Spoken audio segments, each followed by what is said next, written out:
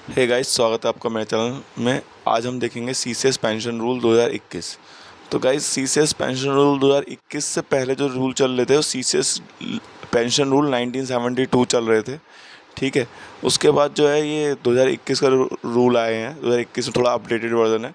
तो नोटिफिकेशन जो आया था सब 20 दिसंबर 2021 को आया था, है ना। उसके बाद जो है अभी देखेंगे किन लोगों पे ये अप्लाई होते हैं। तो गाइज़, ये सीसीएस पेंशन रूल्स जो पढ़ रहे हैं ये हम ओल्ड पेंशन स्कीम वाला पढ़ रहे हैं, यानी जो 2004 से पहले भर्ती हुए थे, यानी 31 दिसंबर 2023 तक जो लोग भर्ती हुए थे उन लोगों पे ये leave rule pension rule apply होंगे। ठीक है। अब इसके पहले तो एप्लीकेशन देखेंगे। ठीक है। तो एप्लीकेशन किन किन लोगों पे अप्लाई होते हैं, तो ये सारे गवर्नमेंट सर्वेंट जो सिविल पोस्ट पे अपॉइंट है और 31 दिसंबर 2003 से पहले अपॉइंट है। ठीक है। 31 दिसंबर 2003 या उससे पहले तक का जो अपॉइंट है उनके, जो सिविलियन होते हैं डिफेंस में एक तो फौज वाले होते हैं, वर्दी वाले, और एक जो सिविलियंस होते हैं उन पे भी ये लीव पेंशन रूल अप्लाई होते हैं। ठीक है। ओपीएस से गवर्न होते हैं। आर्म फोर्सेस के पेंशन रूल अलग है, तो उसको जो है बिल्कुल अलग कर देंगे। और किन लोगों पर अप्लाई नहीं होंगे, तो वही ऑल इंडिया सर्विस, हालांकि वो भी गवर्न इससे ही होते हैं, लेकिन उन लोगों के लिए अलग तरह की थोड़ी सी उन्होंने प्रोविज़नल अलग कर रखे हैं बस। तो किन लोगों पे अप्लाई नहीं होते वो देख लेंगे। तो ऑल इंडिया सर्विस के मेंबर्स जो होते हैं उन पे, कैजुअल डेली रेटेड एम्प्लॉयज़ जो डेली आते हैं काम करते हैं उन लोगों पे अप्लाई नहीं होंगे ये। ठीक है। पेड फ्रॉम कंटिजेंसी से जिनकी पेमेंट होती है उनके ऊपर अप्लाई नहीं होंगे। और जो कॉन्ट्रैक्चुअल स्टाफ जो होता है उनके ऊपर भी ये पेंशन रूल नहीं गवर्न होंगे।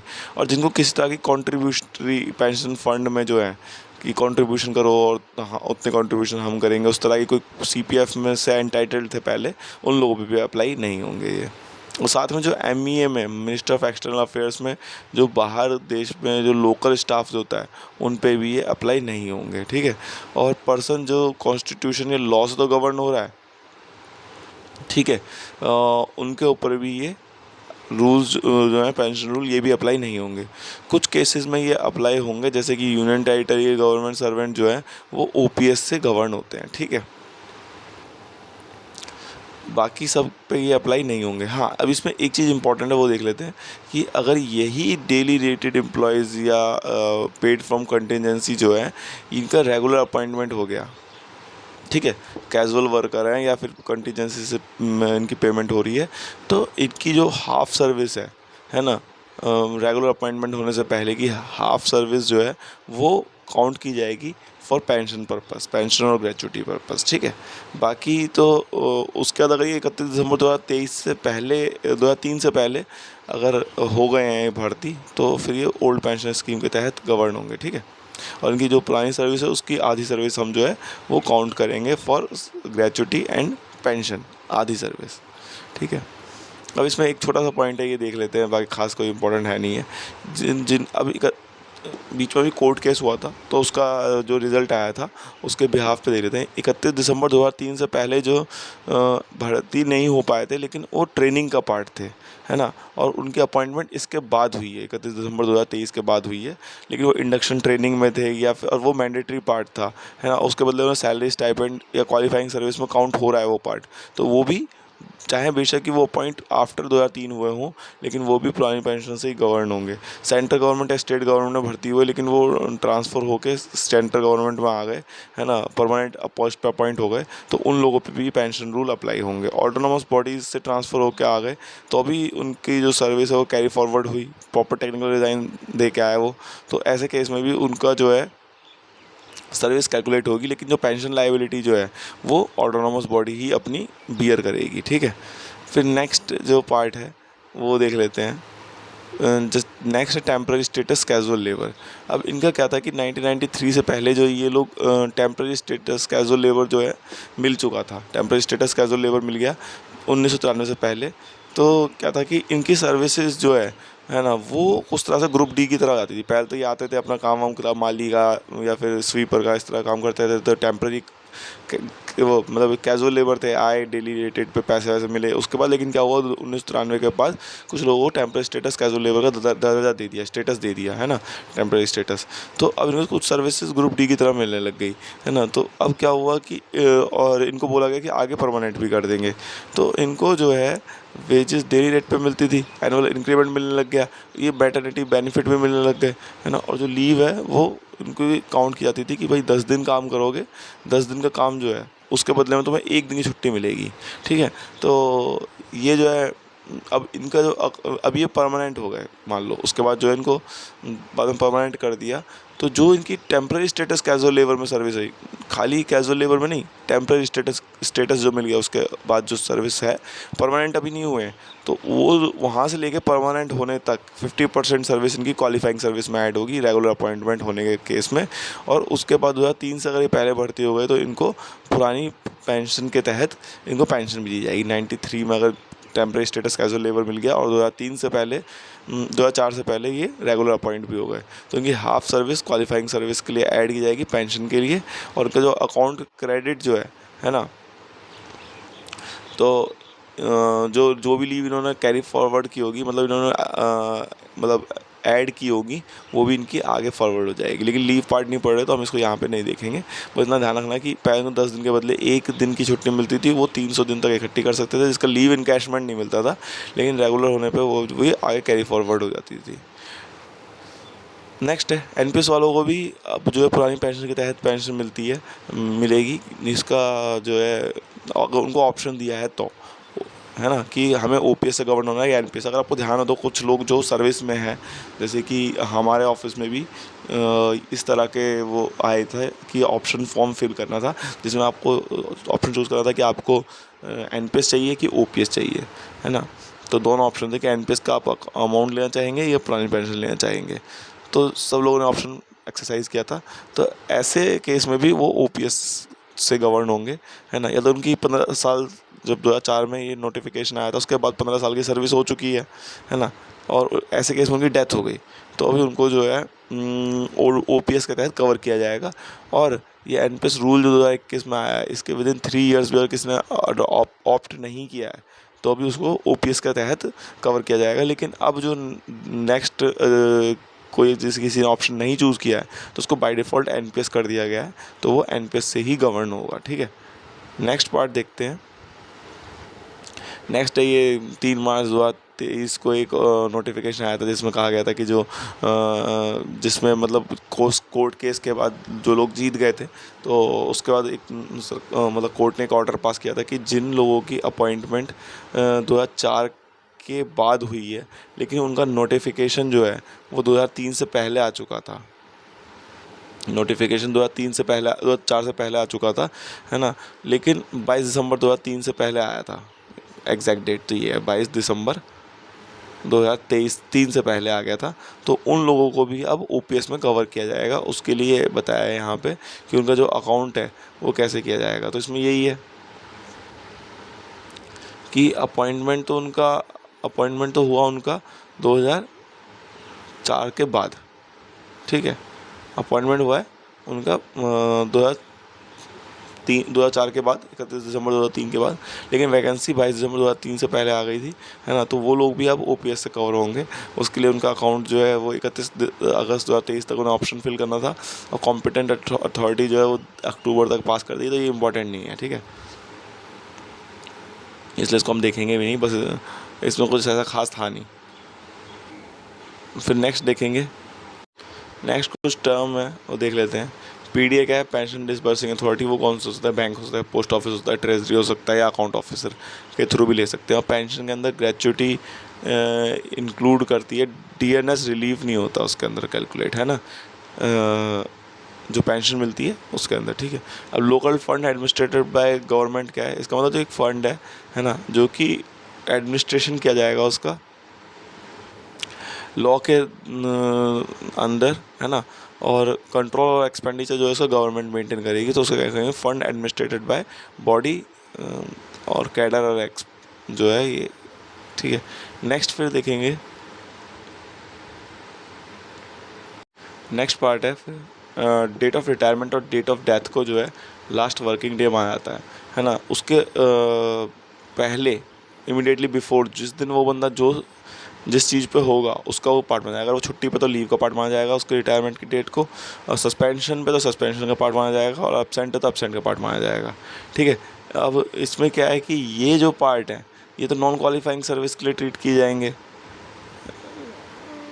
है ना। सस्पेंशन और एब्सेंट जो है ये नॉन क्वालिफाइंग सर्विस के लिए, लेकिन इसको ड्यूटी भी ट्रीट किया जा सकता है, डिपेंड करेगा जो भी अथॉरिटी जो है। ठीक है, फिर नेक्स्ट है limitation of number of pension, कि एक बंदे को कितनी पेंशन मिल सकती है। तो एक गवर्नमेंट सर्वेंट को एक सर्विस के लिए एक ही पेंशन मिलेगी, सेम सर्विस के लिए सेम कंटिन्यूस ईयर के लिए दो पेंशन नहीं मिलेगी, सिर्फ एक ही पेंशन मिलेगी।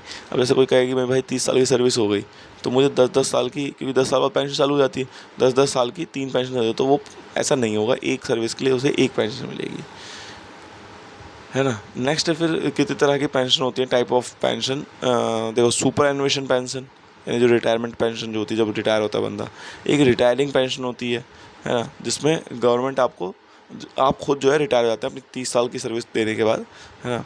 एक होती है कंपलसरी रिटायरमेंट पेंशन और एक है कंपैशनेट अलाउंस। ठीक है, तो अब जैसे ये जो पेंशन है इस केस में बंदे को दो पेंशन भी मिल सकती है, अगर वो इनवैलिड पेंशन पे रिटायर हुआ, कंपनसेशन पेंशन पे रिटायर हुआ, या पीएससी ऑटोनॉमस बॉडी से रिटायर हुआ और मिलिट्री सर्विस से रिटायर हुआ, या उसकी स्पाउस जो है वो फैमिली पेंशन ड्रॉ कर रही है, मतलब उसके हस्बैंड की डेथ हो गई है, फैमिली पेंशन वो ड्रॉ कर रही है और उसकी भी जॉब लग गई, गवर्नमेंट जॉब। उसके बाद जब वो रिटायर होगी तो वो अपनी पेंशन मिलेगी और अपने स्पाउस की पेंशन मिलेगी। तो इस कंडीशन में दो उसे पेंशन मिल सकती है। ठीक है, सेपरेट पेंशन वो ड्रॉ कर सकते हैं इन कंडीशन में। इनवैलिड में क्या हुआ कि उसका जो पोस्ट थी वो हटा दी गई है। कंपनसेशन पेंशन में जो है वो इनवैलिड पेंशन में क्या है कि वो उसको कुछ डिसेबिलिटी हो गई जिसके साथ वो रिटायर हुआ तो इनवैलिड पेंशन हो गई। कंपनसेशन पेंशन वो पेंशन होती है जब पोस्ट एबॉलिश हो गई तो उसको उसके बदले में से कंपनसेशन पेंशन दी जाती है। पीएससी ऑटोनॉमस बॉडीज़ का आपको पता है, मिलिट्री सर्विस में आर्मी से जो रिटायर है उनको उस तरह की जो पेंशन है वो मिलिट्री सर्विस के अंदर आती है। फिर नेक्स्ट है कि जीपीएस, गवर्नमेंट सर्वेंट अगर एनपीएस से कवर हो रहा है तो उसे दो सिचुएशन में ओपीएस दे सकते हैं, डेथ हो गई इन सर्विस या फिर इनवैलिडेशन हो गया। इनवैलिडेशन मतलब उसका अंग भंग हो गया, डिसेबिलिटी हो गई इस तरह की। तो उसको जो कंडीशन है ऑप्शंस की उसे ऑप्शन देना फिल करे हों तो उसके कंडीशन जैसे अभी फॉर्म फिल करवाया था तो उसके अंदर डेथ और इनवैलिडेशन दोनों ऑप्शन थे कि डेथ और इनवैलिडेशन के केस में आप कौन सी पेंशन लेना चाहेंगे, एनपीएस का पैसा या फिर ओल्ड पेंशन का। तो ओल्ड पेंशन ज़्यादातर लोगों ने टिक किया था। ठीक है, अब उसके अंदर क्या क्या कंपोनेंट होते हैं वो एक बार देख लेते हैं। तो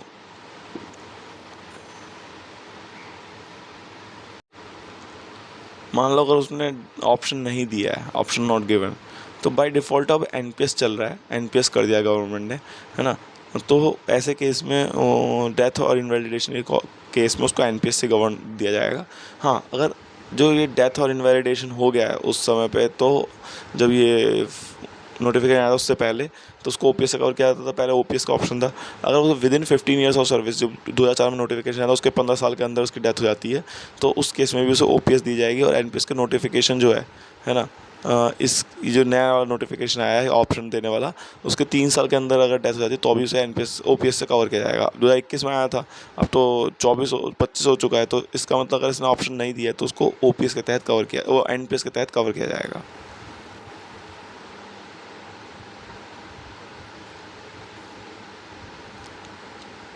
एनपीएस के बारे में बताया यहाँ पे। एनपीएस जो है उसमें एन्युटी कैसे मिलती है, क्या उसका रेशो होता है, 40 और 60 का क्या रेशो होता है कि 40% की पेंशन होती है, 60% का जो है वो 60% जो है आपका दे दिया जाता है, तुरंत 40% की पेंशन बन जाती है। डेथ के केस में उल्टा होता है, डेथ के केस में 80% की पेंशन बनती है, 20% आपको लमसम पैसा दिया जाता है। तो ये सब हम देखेंगे एनपीएस वाले पार्ट में। अब इसको यहाँ छोड़ते हैं, यहाँ पे एनपीएस का एनपीएस में ही रखते हैं, वो ज़्यादा सही रहेगा। फिर नेक्स्ट रूल नंबर 7 और रूल नंबर 8 दोनों को एक कर लेते हैं कवर। लास्ट टाइम से क्वेश्चन में आया था कि फ्यूचर पेंशन जो है, रूल नंबर 7 जो है, फैमिली पेंशन और pension subject to future good conduct है। मतलब अगर आप भविष्य में कुछ ख़राब काम करते हैं, गंदा काम करते हैं, या फिर कुछ जिसका से जो है आपकी पेंशन बंद भी हो सकती है। तो पेंशन है फैमिली पेंशन के ऊपर है कि अगर कोई मिसकंडक्ट कर दिया आपने, आफ्टर रिटायरमेंट, मान लो किसी का मर्डर कर दिया या आपने कोई क्राइम कर दिया, तो उस केस में भी आपकी पेंशन को बंद किया जा सकता है। किसकी, कौन लोग अफेक्ट होंगे इससे? पेंशनर भी अफेक्ट हो सकता है और फैमिली पेंशनर्स भी। यानी कि किसी की स्पाउस ने कुछ काम कर दिया और उसको फैमिली पेंशन मिली थी, तो वो भी बंद कर दी जाएगी। कौन बंद करेगा? कॉम्पिटेंट अथॉरिटी जो है, इसमें अपॉइंटिंग अथॉरिटी को रखा गया है। अगर वो प्रेसिडेंट है, अपॉइंटिंग अथॉरिटी अगर प्रेसिडेंट है, तो उस केस में यूपीएससी से एडवाइस लेना मैंडेटरी है। सबऑर्डिनेट अथॉरिटी के केस में एडवाइस लेना कंपलसरी नहीं है। ठीक है। ऐसी इधर देखें तो रूल नंबर 8 जो है, ये कहता है कि पावर टू विद होल्ड या विदड्रॉ ऑफ पेंशन। तो विद होल्ड भी कर सकता है और विदड्रॉ भी कर सकते हैं। लेकिन ये जो मिसकंडक्ट है, ये इन सर्विस का है। रूल नंबर 8 में इन सर्विस कर की गई, 7 में पेंशन कर की गई। पेंशन को पहले रखा गया, उसका सर्विस अलग रखा गया रूल नंबर 8 में। तो मिसकंडक्ट करने के केस में अगर डिसिप्लिन प्रोसीडिंग चल रही है, जुडिशरी प्रोसीडिंग चली है, क्योंकि इन सर्विस है तो डिसिप्लिन प्रोसीडिंग चल सकती है, जुडिशरी प्रोसीडिंग चल सकती है।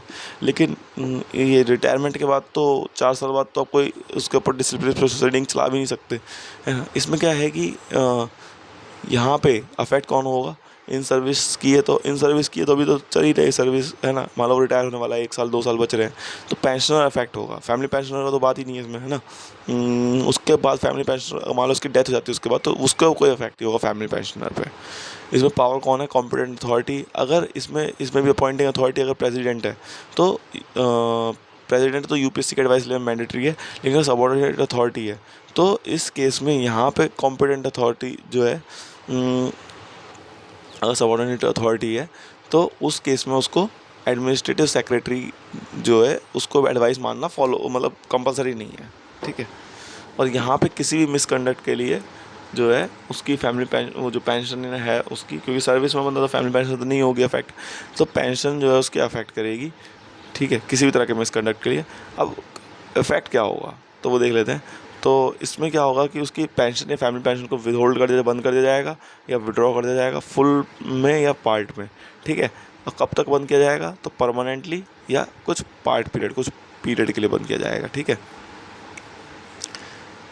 क्योंकि यहाँ पे क्या है, जो इन सर्विस मिसकंडक्ट की तो ग्रेचुटी भी बच रही है। यहाँ तो ग्रेचुटी ले चुका है वो, क्योंकि रिटायर हो चुका है, तो ग्रेचुटी तो नहीं रोकी जा सकती। या तो पेंशन या family pension he with hold या विड्रॉ की जाएगी। लेकिन इस केस में क्या होगा कि यहाँ पे इसकी पेंशन को या ग्रेचुटी को भी विद होल्ड या विड्रॉ कर दिया जाएगा। अगर उसने कोई लॉस वॉस कर दिया है, मॉनेटरी लॉस किया है, तो उसको जो पेंशन है ना, उसको भी मैक्सिमम जो पेंशन मिलेगी वो 1/3 तक उसको पेंशन दी जा सकती है। इस केस में अगर उसने कुछ मतलब लॉस किया है, तो यहाँ से रिकवरी होना स्टार्ट होगी, 2/3 तक रिकवरी होगी उसकी, और 1/3 उसको पेंशन के फॉर्म में मिलती रहेगी। अब नेक्स्ट पार्ट जो है वो देखेंगे कि ग्रेव मिसकंडक्ट क्या होता है। मान लो कोई बंदा इंटेलिजेंस ऑर्गेनाइजेशन में, आईबी में है, उसने, और सिक्योरिटी रिलेटेड ऑर्गेनाइजेशन में, जहाँ पे सिक्योरिटी आर्मी में, इंटेलिजेंस में, या किसी ऐसी जगह पे जहाँ पे कुछ चीज़ पब्लिश करना मना है, बहुत सीक्रेसी रखी आती है ना। तो उस केस में क्या होता है कि अगर उसे कुछ पब्लिश करना भी डिपार्टमेंट के बारे में, कि भाई एक मूवी बनानी है या कुछ उसे वो जो बुक लिखनी है, तो ऐसे केस में उस ऑर्गेनाइजेशन से, उसके हेड ऑफ ऑर्गेनाइजेशन से परमिशन लेना बहुत ज़रूरी है पहले।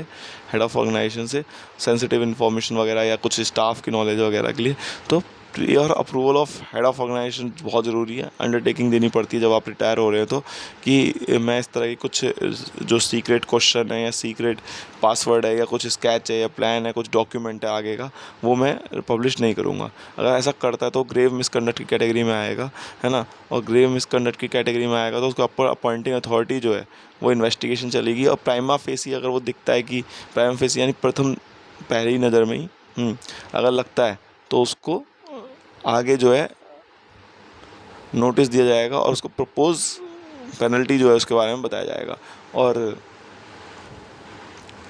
प्रपोज पेनल्टी जो है वो लागू कर दी जाएगी उसके ऊपर, है ना। अगर यहाँ से उसने, जो गवर्नमेंट सर्वेंट है, वो यहाँ से कुछ उसने ऐसा काम कर दिया, तो उस अगर सीरियस क्राइम कर दिया है, यहाँ पे कुछ क्रिमिनल एक्ट में कन्विक्ट हो गया, मतलब कुछ मर्डर कर दिया, रेप कर दिया, ऐसा कुछ उसमें अगर फंसता है वो, तो ये सीरियस क्राइम की कैटेगरी में रखा जाएगा। ठीक है।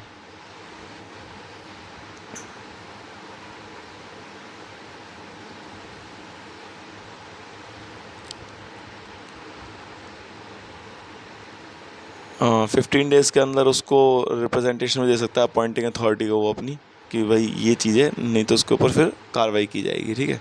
और उस ऐसे केस में फिर उसकी जो उस बेस पे मतलब कोर्ट का ऑर्डर भी आ गया तो उस बेस पे उसकी अपॉइंटिंग अथॉरिटी जो है शो कॉज नोटिस नहीं देगा। अगर जुडिशियल ने कोर्ट ने ऑर्डर दे दिया है तो उसकी होल पेंशन या फिर पार्ट पेंशन जो है वो बंद की जाएगी। अगर पार्ट पेंशन बंद करते तो मिनिमम 9,000 प्लस DA देना ही पड़ेगा। फिर नेक्स्ट रूल नंबर 8 देखेंगे। तो इन सर्विस को इसने मिसकंडक्ट किया है ना, तो ऐसे केस में इसमें 3 कंडीशन बनती हैं, है ना। देखो, या तो फिर डिसिप्लिनरी प्रोसीडिंग स्टार्ट हुई, जुडिशियल प्रोसीडिंग स्टार्ट हुई, डिसिप्लिनरी प्रोसीडिंग में माइनर पेनल्टी अगर लगी तो पेंशन और ग्रेचुटी पेड कर देंगे। अभी वो इन सर्विस है, सर्विस कंप्लीट नहीं है, सर्विस में माइनर पेनल्टी लगी तब तो दोनों चीज़ दे देंगे। लेकिन मेजर पेनल्टी अगर लग गई रूल नंबर 14 में, तो ये केस जो है रूल नंबर 8 में ट्रांसफ़र हो जाएगा अपने आप ही। और रूल नंबर 8 के तहत जो है उसकी प्रोविज़न पेंशन बनेगी, मतलब प्रोविजनल पेंशन दी जाएगी और ग्रेचुटी उसकी रोक ली जाएगी, विद होल्ड कर दी जाएगी ग्रेचुटी, क्योंकि अभी वो सर्विस में है। लेकिन अभी इसमें क्या है, इन्वेस्टिगेशन है, कॉन्टेम्पलेशन स्टेज पे है ना, अभी मतलब स्टार्ट ही हुई है, इनिशियल स्टेज है उसकी, मतलब जो भी ये इंक्वायरी चल रही है उसकी।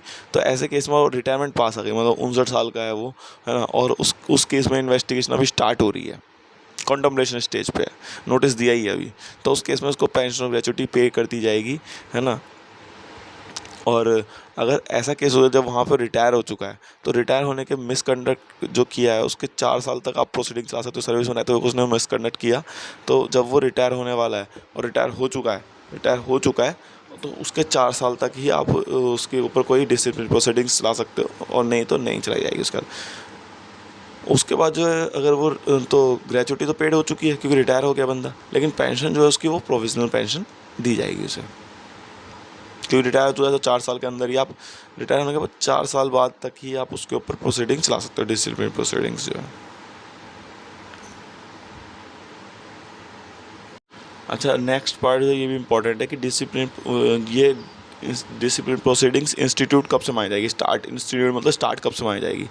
जब गवर्नमेंट सर्वेंट को अंडर सस्पेंशन प्लेस कर दिया तब से ही उसको जो है माना जाएगा डिसिप्लिन प्रोसीडिंग स्टार्ट हो चुकी है। या चार्जशीट इसको इशू हो गई है ना, जिस डेट से इशू हुई है उस डेट से माना जाएगा कि इसको जो है डिसिप्लिन प्रोसीडिंग से स्टार्ट हो चुकी है।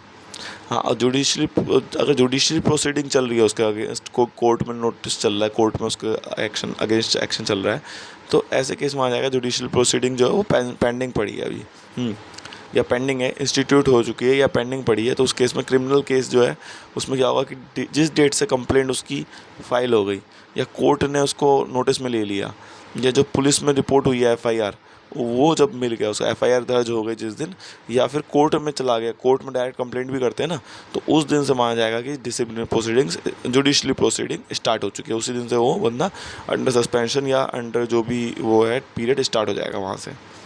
सिविल केस के केस में क्या है, सिविल केस भी होते हैं जैसे, तो सिविल केस के केस में माना जाएगा जब से उसके अगेंस्ट गवर्नमेंट सर्वेंट के अगेंस्ट या पेंशनर के अगेंस्ट सूट फाइल हो चुका है, तब से मान लिया जाएगा कि इसके अगेंस्ट जुडिशरी प्रोसीडिंग्स जो है वो स्टार्ट है, ठीक है। अब नेक्स्ट वही है कि जो डिसिप्लिन प्रोसीडिंग है वो इंस्टीट्यूट क्या है, 4 साल के अंदर ही अंदर, मान लो उसने कोई क्राइम 2022 में किया था तो 26 तक आप स्टार्ट कर सकते हो। मान लो 2000 में उसने कोई क्राइम किया, लेकिन उसको पता चला 2022 में, तो आप जो उसके अगेंस्ट कर सकते हो कार्रवाई, वो 2022 में वो बंदा रिटायर हो गया, उसने क्राइम जो था, जो भी उसने इस तरह की वो जो केस था वो किया था 2000 में, 2022 में बंदा रिटायर हो गया, तो 2026 तक ही आप चला सकते हो उसके अगेंस्ट जो डिसिप्लिन प्रोसीडिंग है, ठीक है। तो गाइस इस क्लास में यहीं रखते हैं रूल नंबर 8 तक ही, ये आप अच्छे से ध्यान कर लीजिएगा, याद कर लीजिएगा। रूल नंबर 9 जो है वो कल की क्लास में स्टार्ट करेंगे, मतलब बात नेक्स्ट क्लास में स्टार्ट करेंगे, rule number commercial employment after retirement. Thank you guys for watching this video, and अगर आपको अच्छी लगी तो वीडियो को लाइक भी किया कीजिए, लाइक नहीं होता तो लगता है कि ये मतलब पसंद नहीं आ रही है आपको। Thank you guys for watching the video.